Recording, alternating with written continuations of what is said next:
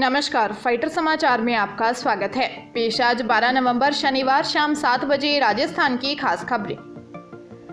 राजस्थान कर्मचारी चयन बोर्ड ने सीनियर सेकेंडरी स्तर के कॉमन एलिजिबिलिटी टेस्ट यानी सीईटी के आवेदन की तारीख को 7 दिन के लिए बढ़ा दिया है, जिसके बाद अब राजस्थान के 7 सरकारी विभागों में 17,000 पदों के लिए अब अभ्यर्थी 18 नवंबर तक अप्लाई कर सकेंगे।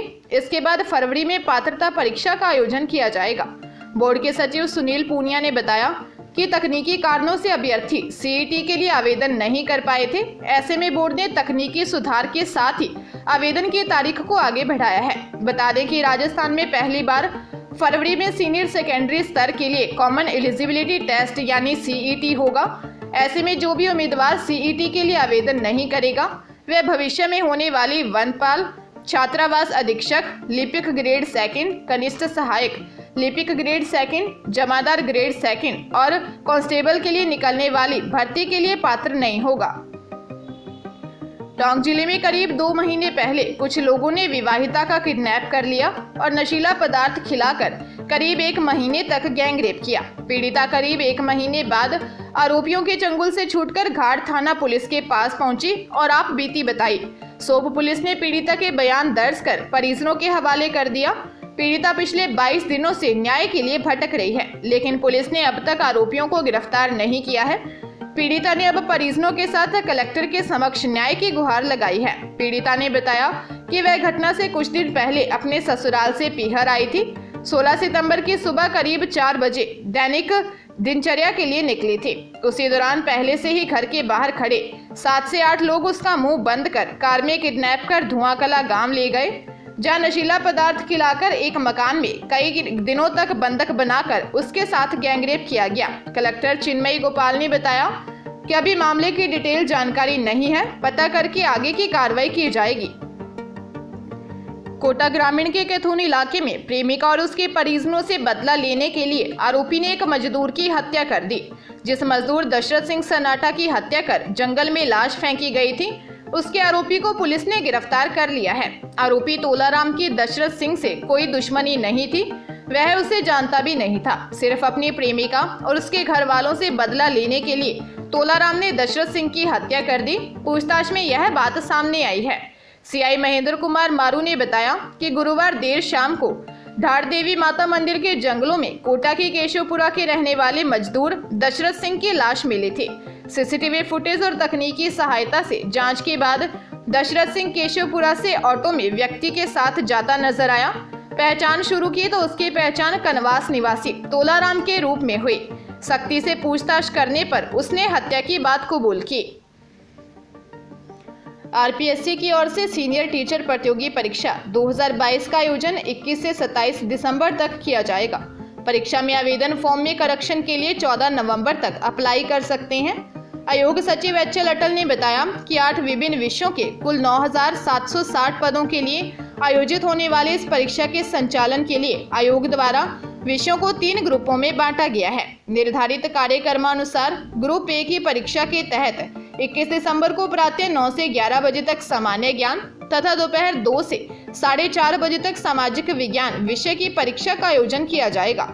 इसी प्रकार 22 दिसंबर को प्रातः 9 से 11 बजे तक ग्रुप बी में सम्मिलित विषयों के सभी अभ्यर्थियों की सामान्य ज्ञान परीक्षा तथा 2 से 4:30 बजे तक हिंदी विषय की परीक्षा का आयोजन किया जाएगा। 23 दिसंबर को प्रातः 9 से 11:30 बजे तक अंग्रेजी व दोपहर 2 से 4:30 बजे तक उर्दू विषय की परीक्षा का आयोजन किया जाएगा। चूरू शहर के सदर थाना के बिसाऊ रोड पर एक निजी कॉलेज के पास स्थित एक नौहरे में रात को खाना खाने से एक व्यक्ति की मौत हो गई और 5 की हालत गंभीर है। बिसाऊ रोड पर एक निजी कॉलेज के पास स्थित एक नौहरे में रात को 6 लोगों ने एक साथ खाना खाया था। एक के बाद सभी की तबीयत बिगड़ गई। एक युवक को गंभीर हालत में डीबी अस्पताल लाया गया, जहां हालत गंभीर होने पर प्राथमिक इलाज के बाद उसको जयपुर रेफर किया गया, जहां रास्ते में बाबूलाल गुर्जर की मौत हो गई। देर शाम 5 जनों की गंभीर हालत में डीबी अस्पताल लाया गया, जहां एक की हालत गंभीर बनी हुई है। डीएसपी बुर्डक ने बताया कि तबीयत दूषित भोजन से बिगड़ी है या कोई अन्य कारण से, यह जांच के बाद ही पता चल पाएगा। धौलपुर के सरमथुरा थाना क्षेत्र में खुर्दिया जीएसएस पर 29 अक्टूबर को महिला से हुई लूट का पुलिस ने खुलासा कर लिया है। पुलिस ने मामले में एक महिला सहित 2 आरोपियों को गिरफ्तार किया है। सरमथुरा थाना प्रभारी देवेंद्र शर्मा ने बताया कि 29 अक्टूबर को कुरगमा गांव की रहने वाली एक महिला रामदेई शादी समारोह में शामिल होने सरमथुरा आई थी। शादी में शामिल होने के बाद महिला जब वापस घर जा रही थी तो उसे बाइक सवार एक युवक और महिला मिल गए, जो पीड़ित महिला को वैक्सीनेशन कराने के बहाने अपने साथ बाइक पर बैठाकर खुर्दिया जीएसएस ले गए। यह दोनों आरोपियों ने महिला को नींद की गोलियां खिलाकर बेहोश कर दिया और आरोपी महिला ने के सोने और चांदी के करीब 1 लाख रुपए के गहने लेकर फरार हो गए। पुलिस ने 55 वर्षीय मान सिंह और 50 वर्षीय गुड्डी देवी को गिरफ्तार किया है। प्रतापगढ़ शहर के खाटू श्याम मंदिर में अनियंत्रित कार या मुख्य द्वार का चैनल तोड़ते हुए अंदर जा घुसी। हालांकि इस दौरान कोई हताहत नहीं हुआ और कार में सवार दोनों व्यक्ति भी सुरक्षित रहे। पूरी घटना मंदिर में लगे सीसीटीवी कैमरे में कैद हो गई। खाटू श्याम मंदिर मंडल ट्रस्ट के अध्यक्ष मुकेश भावसार ने बताया कि कृषि उपज मंडी के पीछे स्थित प्रसिद्ध खाटू श्याम मंदिर में श्रद्धालु पूजा अर्चना कर रहे थे। वहां पर एक श्रद्धालु अपनी कार लेकर आया हुआ था। दर्शन के बाद जब वह और उसका साथी वापस लौट रहे थे तो कार स्टार्ट करने के दौरान गलती से उसका अपना नियंत्रण खो दिया और कार मंदिर का चैनल गेट तोड़ते हुए अंदर जा घुसी।